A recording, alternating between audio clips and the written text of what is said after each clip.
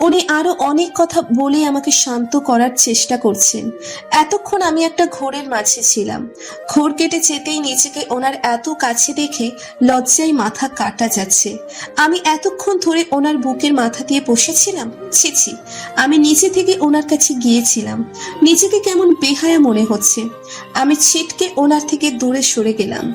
Sorry বলে উল্টে ঘুরে শুয়ে পড়লাম। কাঁথা দিয়ে মাথা ঢেকে ফেললাম। লজ্জায় আর ওনার চোখের সাথে চোখ মেলাতে পারবো না। সকালে ঘুম থেকে উঠতে অনেকটা লেট হয়ে গেল। চোখ ঢুলে শোয়া থেকে উঠে বসলাম। উনি ড্রেসিং টেবিলের আয়নার সামনে দাঁড়িয়ে রেডি হচ্ছেন। উনি গায়ে একটা কালো রঙের শার্ট জড়িয়েছেন। ওনার গায়ের রঙের মাঝে যেন কালো রংটা ফুটে উঠেছে। আজকে উনি সব কালো রঙের পরেছেন। কালো রঙে ওনাকে অপূর্ব লাগছে। উনি এতটা সুন্দর না হলেও পারতেন। ইচ্ছে করছে নজর ফোঁটা দিয়ে দিই, যেন কারো নজর না লাগে। আজকে উনি কত মেয়ের হার্ট অ্যাটাক করবেন আল্লাহ জানেন।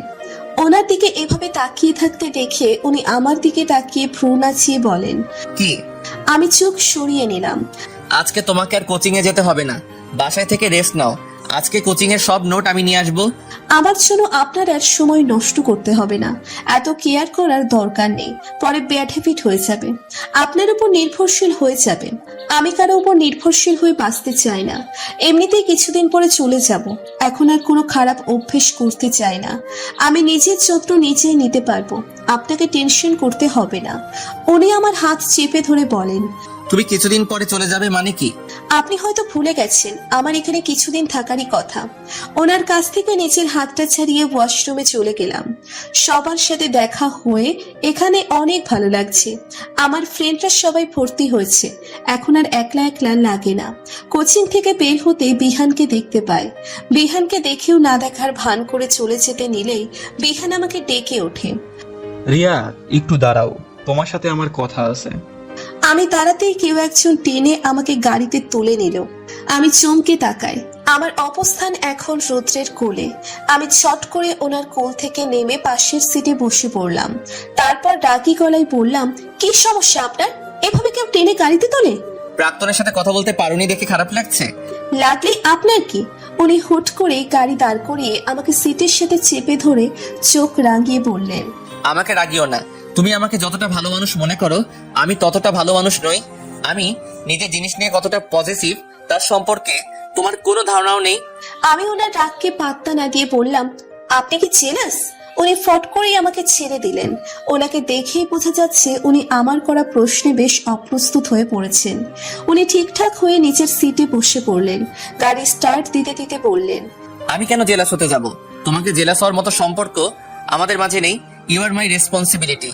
তোমার ভালো মন্দ সবকিছু দেখার দায়িত্ব আমার। যে জিনিস থেকে তোমার ক্ষতি হতে পারে তার থেকে তোমাকে দূরে রাখাও আমার দায়িত্ব। দায়িত্ব শব্দটা শুনে আবার মনটা খারাপ হয়ে গেল। ওনার মুখে বারবার দায়িত্ব শব্দটা শুনে নিজেকে বোঝা মনে হয়। দম বন্ধ হয়ে আসে। কবে যে এই জীবনের সমাপ্তি ঘটবে, আমি প্রাণ খুলে নিঃশ্বাস নিতে পারবো। কারো কাছে শুধুমাত্র তার দায়িত্ব হয়ে পড়ে থাকতে হবে না। কারো মুখ থেকে আর দায়িত্ব শব্দটা শুনতে হবে না। একটা দীর্ঘশ্বাস ফেলে সিটে গা এলিয়ে দিলাম। রাত 9টা বাজে। উনি মাত্রই বাসায় ফিরলেন। আমি ওনার দিকে নজর না দিয়ে বইয়ের দিকে মনোযোগ দিলাম। আজকে কোচিং এ প্রচুর পড়া দিয়েছে। সব শেষ করতে করতে হয়তো রাত 12টা বেজে যাবে। উনি এসে ড্রেস নিয়ে ওয়াশরুমে চলে গেলেন। ফ্রেশ হয়ে এসে উনি ডিনার করতে চলে গেলেন।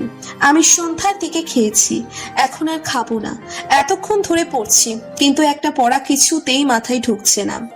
উনি ডিনার সেরে রুমে আসলেন। আমি ওনাকে পড়া বোঝানোর কথা বলবো নাকি বলবো না তা নিয়ে দ্বিধায় আছি। পড়া বোঝানোর কথা বললে উনি যদি রেগে যান, দ্বিধা দ্বন্দ্ব পাশে রাখে আমি ওনাকে আমতা আমতা করে ডাকলাম, এই যে শুনছেন? উনি চমকে ঘুরে আমার দিকে তাকালেন। আমি নিজেও চমকে গেলাম। আমি ওনাকে আগে কখনো এভাবে ডাকিনি। উনি কি রেগে গেলেন এভাবে ডাকায়? উনি ভ্রু কুঁচকে বললেন, আমার বউ হওয়ার চেষ্টা করছো নাকি? বউ বউ টাইপ ডাক দিচ্ছ? সরি, আমি এইভাবে আপনাকে ডাকতে চাইনি। নিজের অজান্তেই মুখ ফসকে বের হয়ে গেছে। Again sorry. কেন ডেকেছো সেটা বলো। আমি ইতস্তত করে বললাম, আমাকে একটু এই পড়াটা বুঝিয়ে দিবেন? অনেকক্ষণ ধরে ট্রাই করছি, কিন্তু কিছুতেই বুঝতে পারছি না। এটা বলার জন্য এত আমতা আমতা কেন করছো? না মানে আপনি যদি রাগ করেন তাই আর কি। আমি কি সবসময় তোমার সাথে রাগারাগি করি? না, আসলে আপনি মাত্রই হসপিটাল থেকে আসছেন, সারাদিন অনেক কাজ করছেন, নিশ্চয়ই এখন অনেক ক্লান্ত। আমি এই সময় আপনাকে পড়া বোঝানোর কথা বলছি, রেগে যাওয়ারই কথা। উনি কিছু না বলে পড়া বোঝানো শুরু করলেন। উনি এত সুন্দর করে বুঝিয়ে দিলেন যে চট করে বিষয়টা আমার মাথায় ঢুকে গেল। আমি ওনার দিকে তাকিয়ে হাসি মুখে বললাম, ধন্যবাদ।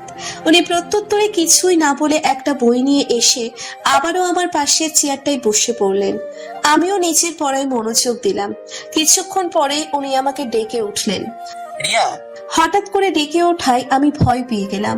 নিজেকে ধাতস্থ করে উত্তর দিলাম, কি? ডিনার করছো তুমি? হ্যাঁ। কখন? এই তো সন্ধেবেলায়। তার মানে তুমি ডিনার করো নাই? নিজের দিকে একবার তাকিয়ে দেখছো? না খেয়ে খেয়ে নিজের অবস্থা কি করছো? ক্লাস 6 এর একটা বাচ্চা মেয়ের ওজন তোমার থেকে বেশি হবে। শরীরে হাড্ডি ছাড়া আর কিছুই তো দেখা যায় না। চলো এখনই খাবে। না, এখন খাওয়ার সময় নেই, এখনো প্রচুর পড়া বাকি। খেতে গেলে সময় নষ্ট হবে, পড়া না পারলে সবার সামনে অপমানিত হতে হবে। উনি কিছু না বলে উঠে চলে গেলেন। আমি আবার পড়ায় মনোযোগ দিলাম। মুখের সামনে এক লোকমা ভাত দেখে চমকে গেলাম। পাশে তাকাতেই দেখতে পেলাম ওনার হাতে এক প্লেট ভাত, আর উনিই আমার সামনে এক লোকমা ভাত ধরে রেখেছেন। ব্যাপারটা ঠিক হজম হচ্ছে না। উনি আমাকে খাইয়ে দিবেন? মনে হচ্ছে আমি স্বপ্ন টপ্ন দেখছি। এভাবে হ্যাবলার মতো তাকিয়ে আছো কেন? এখন দেরি হচ্ছে না? তাড়াতাড়ি খাবারটা খাও। আপনি আমাকে খাইয়ে দিবেন? সমস্যা কি? তুমি তো পড়ার জন্য খাওয়ার সময় পাচ্ছ না। শরীরে যা অবস্থা করছো, 2 দিন পর দেখা যাবে রাস্তাঘাটে অজ্ঞান হয়ে পড়ে রয়েছো। কিছু না করেও আমি অপরাধী হয়ে যাব। আমি আর কিছু না বলে খাওয়া শুরু করলাম। উনি খাওয়ানো শেষ করে চলে গেলেন। কিছুক্ষণ পর এসেই আমার বই অফ করে দিলেন। এই, আপনি বই কেন বন্ধ করে দিলেন? অনেক পড়েছো, আর পড়াশোনা করতে হবে না। রাত জেগে পড়াশোনা করা ভালো না। বাকি পড়া সকালে শেষ করবে। সকালে তো আমি ঘুম থেকে উঠতে পারি না। আমি ডেকে দিব, তুমি শুয়ে পড়ো। উনি ওনার কথা রেখেছেন। সকাল 5টায় টেনে আমাকে ঘুম থেকে তুলেছেন। ঘুম থেকে তুলেই পড়তে বসিয়ে দিয়েছেন। 1 ঘন্টার মতো পড়ার পরে উনি আমার হাতে কফি ধরিয়ে দিলেন। আমি কফি দেখে অবাক হয়ে গেলাম। আপনি এত সকালে কফি কোথায় পেলেন? মামুনি তো এত সকালে ঘুম থেকে ওঠেন না। আমি বানিয়েছি। আপনি কফিও বানাতে পারেন? জীবনে তো কোনোদিন কিচেনে পা রাখতেও দেখি নাই। শিখেছিলাম কারোর জন্য। আমি আগ্রহ নিয়ে বললাম, কার জন্য? অরির জন্য। আমি জানি ওরিকে, তবুও ওনাকে জিজ্ঞেস করলাম, ওরিকে কে হয় আপনার? উনি কফি মগ দুটো নিয়ে চলে গেলেন। আমি এবারও আশাহত হলাম। উনি এবারও এই বিষয়টা এড়িয়ে গেলেন। আর কিছুক্ষণ পড়াশোনা করে কোচিং এ যাওয়ার জন্য ড্রেসিং টেবিলের সামনে দাঁড়িয়ে হিজাব পড়ছিলাম। তখন ওনার কথা শুনে চমকে যায়। কোচিং এ যাবা আসবা, বাইরের কারোর সাথে যেন কথা বলতে না দেখি। একা একা আসার চেষ্টা একদম করবে না। এই বাসার ছাদটা আমার বরাবরই ভীষণ প্রিয়। ফুলে ফুলে ছাদ সজ্জিত। ছাদের মাঝখানে একটা দোলনা আছে, তবে আমার রেলিং এর উপর বসতেই ভালো লাগে। এই বাসার ছাদের রেলিংটা একটু বেশি উঁচু, যার জন্য লাফিয়ে বসতে হয়। আমি হাতের ফোনটা রেলিং এর উপর রেখে লাফিয়ে রেলিং এর উপর উঠে বসলাম। বেলি ফুলের ঘ্রাণ চারপাশটা মোমো করছে। সময়টা এখন গধূলি লগ্ন। সূর্য পশ্চিম দিকে হেলে পড়েছে। চারিদিকটা সূর্যের লাল আভা ছেয়ে গেছে। মাথার ওপর দিয়ে উড়ে যাচ্ছে ঝাঁকে ঝাঁকে পাখি। সবারই নিচের নীড়ে ফিরে যাওয়ার সময় হয়ে গেছে। শুধু সময় হয় না, আমার ডাক্তারবাবুর নিচের নীড়ে ফেরার। ফোনটা বাজছে। ফোনের শব্দ বিরক্ত লাগছে। এই শান্ত পরিবেশে এই শব্দটা অসহ্যকর এক অনুভূতি দিচ্ছে। আম্মুর ফোন দেখে চটপট ফোনটা রিসিভ করে ফেললাম। আসসালামু আলাইকুম। ওয়ালাইকুম আসসালাম। কেমন আছো আম্মু? আমি ভালো আছি, তুই কেমন আছিস? রুদ্রের সাথে সব ঠিকঠাক আছে তো? আম্মু, আমি একদম ঠিক আছি, আর ওনার সাথেও সব ঠিকঠাক আছে। বিহান তো প্রিলিয়ার সাথে বিয়েটা ভেঙে দিয়েছে, শুনেছিস কথাটা? কথাটা শুনিনি, তবে আমি তো জানতাম এই বিয়েটা হবার নয়। এক সময় না এক সময় এই বিয়েটা ভাঙবে। আম্মু আতকে উঠে বলে, তুই এটা আগে থেকে কি করে জানতি? তুই কিছু করিসনি তো? আমি কিছুই করিনি, তবে তোমার ভাগ্নি অনেক বড় একটা গেম খেলেছে। এই গেম খেলার অপরাধে তাকে কি কি ভোগ করতে হবে সে নিজেও জানে না। কি গেম খেলেছে? সেটা সময় হলেই জানতে পারবা। আম্মুর সাথে আর কিছুক্ষণ কথা বলে ফোনটা রেখে দিলাম। আজানের সুমধুর ধ্বনি কর্ণকুহর হতেই ছাদ থেকে নিচে নেমে এলাম। উনি ল্যাপটপ নিয়ে বিছানায় আধশোয়া হয়ে কাজ করছেন, আর আমি চেয়ারে বসে হেসেই চলেছি। এই তো কিছুক্ষণ আগে আমার প্রাণপ্রিয় বান্ধবী ত্রয়ীর সাথে কথা বললাম। মেয়েটার সাথে কথা বলার পর থেকে নিজের হাসি থামাতেই পারছি না। মেয়েটা এমন অদ্ভুত অদ্ভুত কথা বলে যে হাসি থামানো কষ্টকর হয়ে যায়। আমার হাসি দেখে উনি কিছুক্ষণ পর পর আমার দিকে বিরক্ত হয়ে তাকাচ্ছেন। আমি ওনার দৃষ্টিতে পাত্তা না দিয়ে হেসেই চলেছি। তুমি হাসি থামাবা? তোমার হাসি দেখলে আমার বিরক্ত লাগে, হাসির শব্দটাও তিক্ত লাগে। আপনার বিরক্ত লাগলে আমি কি করব? আবারও তো বিরক্ত লাগে আপনার কথা শুনলে। আপনার কথা কর্ণগোচর হতেই মনে হয় কেউ কানের কাছে মরিচ ঢেলে দিয়েছে। আমার কথা শুনতে বিরক্ত লাগলে কানে তুলা দিয়ে রাখো, তাহলে আর আমার কথা শুনতে হবে না। Same to you. আপনিও চোখ বন্ধ করে কানে তুলা গুঁজে দিন, তাহলেই আর আমার হাসি দেখতেও হবে না, হাসির শব্দও শুনতে হবে না।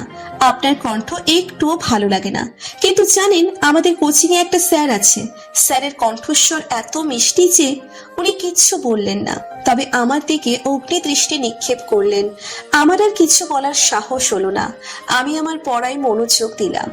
আজকে শুক্রবার, ওনারও ডিউটি নেই, আমারও কোচিং নেই, দুজনেরই আজকে ছুটি, কিন্তু উনি আমাকে কড়াকড়ি ভাবে ইগনোর করেছেন। সকাল থেকে একটা কথাও আমার সাথে বলেননি। ওনার সাথে কথা বলতে গেলেও পাশ কাটিয়ে চলে যান। রিদি আপু আর নিয়াম ভাইয়া আজকের বিকেলে চলে যাবে, তাই সকাল থেকে মামুনি বিভিন্ন পদ রান্না করছে। আমি আর রিদি আপু হেল্প করছি।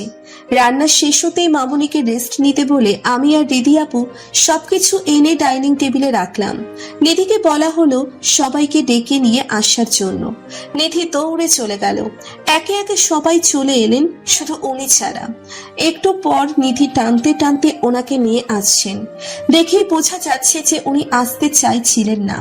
উনি চাইলেই হাতটা ছাড়িয়ে নিতে পারতেন, কিন্তু উনি তা করলেন না। আমি জানি উনি নিধিকে প্রচন্ড ভালোবাসেন, মুখে স্বীকার না করলেও সবই বুঝতে পারেন। সবাই হই হুল্লোড় করে খাওয়া দাওয়া শেষ করলো, কিন্তু উনি একটা কথাও বললেন না।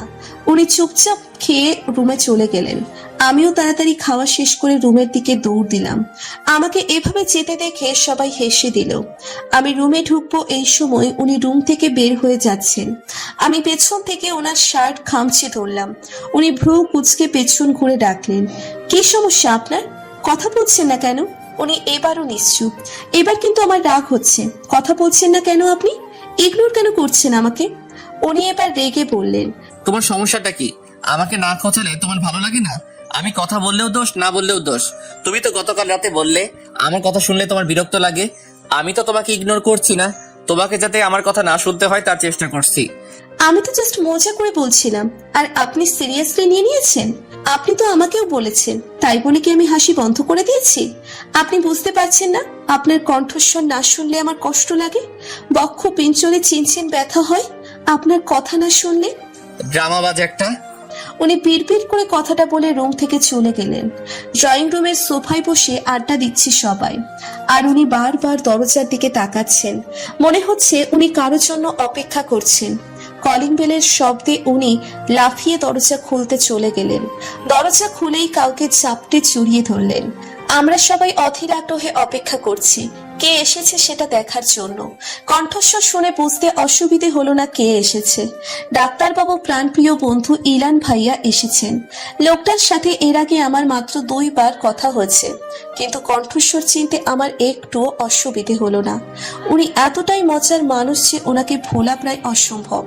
আমি ওনার দিকে এগিয়ে গিয়ে হাসি মুখে বললাম, কেমন আছেন ভাইয়া? আরে রিয়া যে, আমি তো ফার্স্ট ক্লাস আছি। তুমি কেমন আছো? উফ, তোমাকে তো ভাবি ডাকা দরকার। যতই হোক বন্ধুর বউ বলে কথা, কিন্তু তোমাকে দেখে ভাবি ভাবি ফিলিংসটা আসে না। রিয়াটাই ঠিক আছে। আলহামদুলিল্লাহ ভাইয়া, আপনি আমাকে রিয়া বলেই ডাকবেন, সমস্যা নেই। আমাকে ছাড়া সবার সাথে কথা বললে হাসি মুখ থেকে সরতেই চায় না। আমার সাথে কথা বলতে আসলেই জঙ্গলিদের মতো বিহেভ করে। উনি বিড়বিড় করে কথাটা বললেও উনি আমার পাশে দাঁড়িয়ে থাকায় আমি ওনার কথাটা স্পষ্ট শুনতে পেলাম। এই অপমানের বদলা তো আমি পরে নিব। আরে নিয়াম ভাই যে, কেমন আছেন? আমি ফার্স্ট ক্লাস আছি শালা বাবু, তুমি কেমন আছো? ভালো তো থাকবেনি, আমার বউ ভাগিয়ে নিয়ে গেছেন। আমি কেমনে ভালো থাকি? হ্যাঁ, আমার বউ আমাকে চেনে না।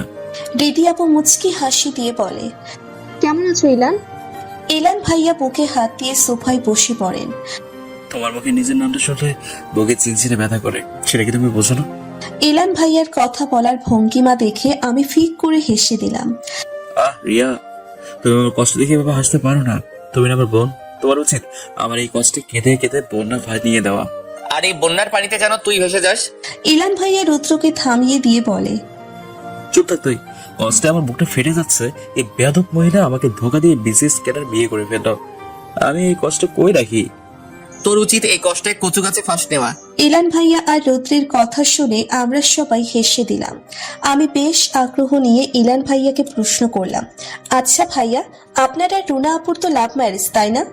ইলান ভাইয়া মাথা দুলিয়ে সম্মতি জানায়। তাদের লাভ স্টোরি জানার জন্য আমার আগ্রহ আরো বেড়ে গেল। আমি অনুরোধ সুরে বলি, ভাইয়া আপনাদের লাভ স্টোরিটা বলুন না। বলার মতো কোনো লাভ স্টোরি আমাদের নেই। আমাদের লাভ স্টোরিতে ছিল না কোনো ভিলেন আর না কোনো বাধা। 4-5টা প্রেমের মতোই আমাদের প্রেমটাই শুরু হয়েছিল। হাই স্কুল লাইফ থেকে আমাদের প্রণয় শুরু, তখন থেকে আমরা একসাথে আছি, এখন পর্যন্ত একসাথে আছি। স্কুল লাইফ শেষ হলো, কলেজ লাইফ শেষ হলো, ভার্সিটি লাইফে আমরা দুজন আলাদা হয়ে গেলাম। ও ভার্সিটিতে ভর্তি হলো আর আমি মেডিকেলে। তো ইন্টারেস্টিং ব্যাপার হলো আমাদের ফার্স্ট কি। আমি হাত দিয়ে মুখ ঢেকে বললাম, ছি নাইজুবিল্লাহ, ভাইয়া এসব কি বলেন? বেডরুমের কার্যকলাপ পাবলিক প্লেসে বলছেন কেন? রৌদ্র আমার দিকে তাকিয়ে বাঁকা হেসে বলল, ইলান, তুই এখনো শিখলি না কোথায় কি বলতে হয়। বাচ্চা মেয়েদের সামনে এসব কেউ বলে? বাচ্চারা এসব কথাবার্তা হজম করতে পারে না। আমি ওনার দিকে নাক ফুলিয়ে তাকাই। নিয়াম ভাইয়া হাসি মুখে বলে, রিয়া এমন করছো কেন? রুদ্র তো। নিয়াম ভাইয়ার কথার মাঝে রুদ্র কাঁদতে শুরু করে, যেন কাঁদতে কাঁদতে যক্ষা রোগের ট্যাগ নিয়ে নিবেন। রেডি আপর নিয়াম ভাইয়ার মুখ চেপে ধরে চোখ রাঙিয়ে তাকায়। লজ্জায় আমি হাঁসফাঁস করছি। উনি কাঁদতে কাঁদতে উঠে চলে যেতে নিলেই ইলান ভাইয়া ওনাকে টেনে আবার বসিয়ে দেয়। এমন ঢং করছিস কেন? 2 দিন পর বাচ্চার বাপ হয়ে যাবে, এখন আমাদের সামনে ঢং করস। বিয়ের আগে তো বিয়ে করবি না বলে বাড়ি মাথায় তুলে ফেলেছিলি, এখন তো বউ ছাড়া বাঁচিসই না। তোর মতো আমার মাথায় এত বাচ্চা ঘুরে না। আমার মাথায় বাচ্চা ঘুরে তো তোর কি হয়েছে? আমি তো প্ল্যান করে নিয়েছি, আমি প্রত্যেক বছর একটা করে বাচ্চার বাপ হবো। আগে একটার হয়ে নে, তারপর বাকিগুলো চিন্তা করিস। আল্লাহ চাইলে। আমি দৌড়ে ওখান থেকে রুমে চলে এলাম। ওনাদের এসব বেফাস কথাবার্তা আর নিতে পারছিলাম না। সবাই যেন লজ্জার শরম বাজারে বিক্রি করে দিচ্ছে। যারা এখন আমাদের ফেসবুক গ্রুপে জয়েন হন নাই, তারা এখনই গিয়ে জয়েন হন। ফেসবুক গ্রুপের লিংক ভিডিও ডেসক্রিপশন বক্সে দেওয়া আছে।